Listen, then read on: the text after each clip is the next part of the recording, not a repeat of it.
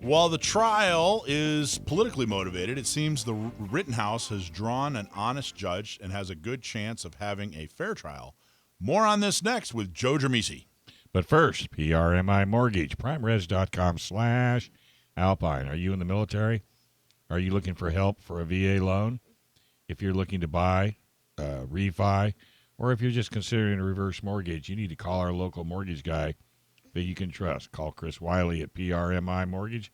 For nearly 25 years, Chris has been helping local San Diegans with all their mortgage needs. Call Chris Wiley at 619-722-1303 or just go to primeres.com/Alpine. You ready? All right. Okay, so we'll talk about the Rittenhouse thing. Before I start, though, I wanted to just mention something. We had Amy Reichert on here from Reopen San Diego a couple of weeks ago, and they were talking about something they did with the police and firefighters and medics in the city of San Diego who are on the verge of being fired because of this vaccine mandate. And, these people were resisting this thing again, and they're having another rally this Friday, and it's at the Oregon Pavilion in Balboa Park. It's at 3:00 out there. And, if you're available, support these people, because this is much more than arguing over a vaccine. And it's not really the vaccine, it's the mandate. It's the government forcing people to do things that they really have no right to be forcing people to do. And it's not going to stop till people stand up. And these people now, they say almost 1,000 of them are standing up, and they're risking their livelihood, their careers, their jobs to stand up and fight for this. So if you can support them, please do that. So on Friday though, we had a firefighter actually in our CCW class that's an 18-year firefighter. He's 2 years away from retirement, and he's, for whatever reasons, he's not getting vaccinated, and he's on the verge of losing all that stuff. So it's good to support these folks and see if they can help us end this nonsense. So anyway, wanted to mention that. So the Rittenhouse thing. So I wrote this article about, I think about 2 weeks ago. For some reason, we switched things around, and it made sense at the time. I can't remember why we did that. We talked about something else last week. Yeah. But when I wrote this, it was right at the beginning of the trial, and they had just, the judge was giving some instructions to the jury and everything. It really hadn't started yet, but I was looking at the judge, and the article was the gist of the article was that it looked like we had it looked like Rittenhouse had drawn an honest judge as opposed to a political activist type judge, and I based that on some of the things that I saw. Like he had given the jury some instructions about watching out for the media. And he actually came out and he said, we have, unfortunately, a very biased, very misleading media out there. So, things that you might see that you're not supposed to be looking at anyway.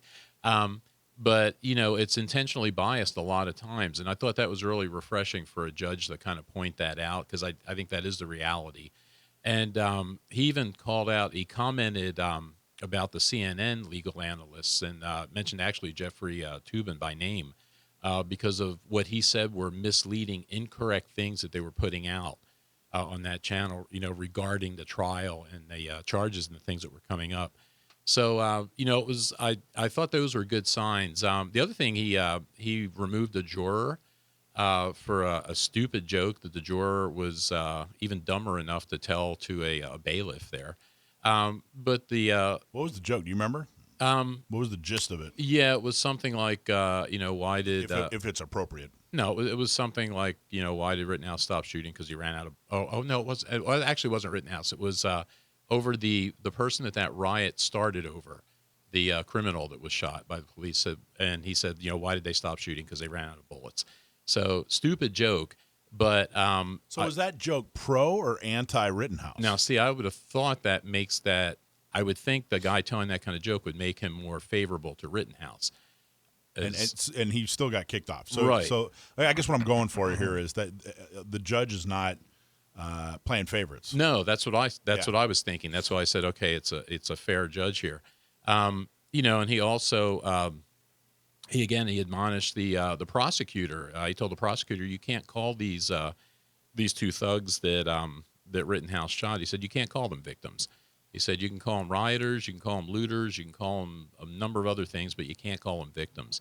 So it's, it sounded like he was trying to be fair with it. And I wrote this before the trial, and then we didn't get around to talking about it. Now they've been through. I think the defense has rested their case, the prosecution's rested their case, and they're going to have final arguments on Monday, and then they'll probably have a verdict of some kind sometime next week. But even throughout the trial, it looked like he was trying to be pretty even-handed with things, and I think that's a good thing, because something that I'll write about I think next week. Because we're going to have a verdict, and I think the verdict is going to say a lot more. It's not just the verdict for this specific trial. I think whichever way this goes is going to say a lot about our society and where we are right now, and whether it's a guilty verdict or whether it's an acquittal. And you can see the media already cranking up for this stuff. The one, Rittenhouse shot 3 people. 2 of them died. The third guy was wounded, and the third guy was at the trial testifying. At the trial, he testified that, Rittenhouse did not shoot him until he raised his hand and pointed the gun at Rittenhouse, and then he got shot. On CNN, on Anderson Cooper and whatever Good Morning America is on, he changed his story. He said, no, my hands were up when I got shot, and he said the forensic evidence supports that. Well, okay, you can lie on CNN. You can't really lie in the court. But, I mean, if that was really true, if the forensic evidence really supported that, as bad as that prosecutor seemed to be, it seemed like they would know that would have come up in the trial, and they would have used that. They would have said, hey, he couldn't have been pointing the gun at you, because the forensic evidence is such that you couldn't have made that wound with his arm in that position. So it's interesting, but you've got the media teeing up for, if they don't get a conviction here, teeing up to play, maybe to encourage the mostly peaceful protests and things like that. And, it'll be interesting to see. I think, I haven't followed it closely, but from what I've seen, it looks like it was a pretty reasonable trial in terms of how the judge ran it and everything. Some people feel real strongly one way, some people feel real strongly the other way. But I think if you go with just the evidence, I mean, just from the videos, it's kind of obvious, because what he was charged with was in Wisconsin, it's different. They don't say murder; they say intentional homicide, and then reckless homicide is what he's being charged with. And I think depending on how that goes, I think that'll say a lot about where we're at. So, do you think that the guy who the victim who what do you call the rioter? Rioter number 1, rioter number 2, the third guy, the guy that lived. Okay. Should he have been charged with something? I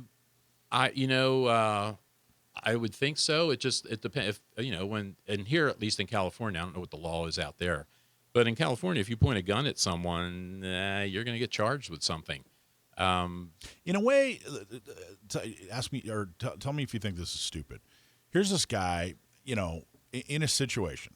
Let's judge him, whatever. It was a riot. I think he was actually out there in a different. Anyway, let's skip that part. A bunch of people are shouting, "Hey, that guy shot somebody," or "Hey, he's an active shooter," pointing at Rittenhouse. Mm-hmm. And he approached him and eventually pointed his gun at him.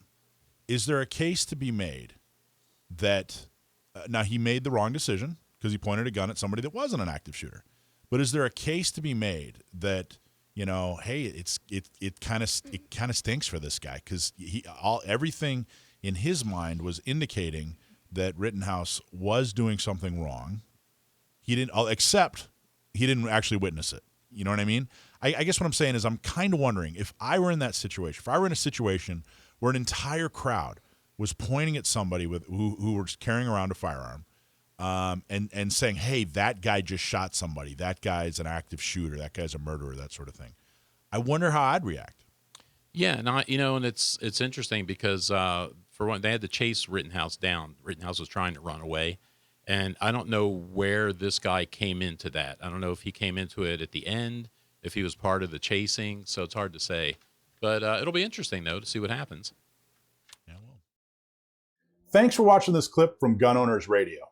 You can watch us live every Sunday from 4 to 6 p.m. California time, right here on our YouTube channel, or if you're in the San Diego area, you can listen to us on 1170 a.m. We're also available on your favorite podcast platform for free. Don't forget to like and subscribe so that you can help restore and protect the Second Amendment, not just in California, but across the country.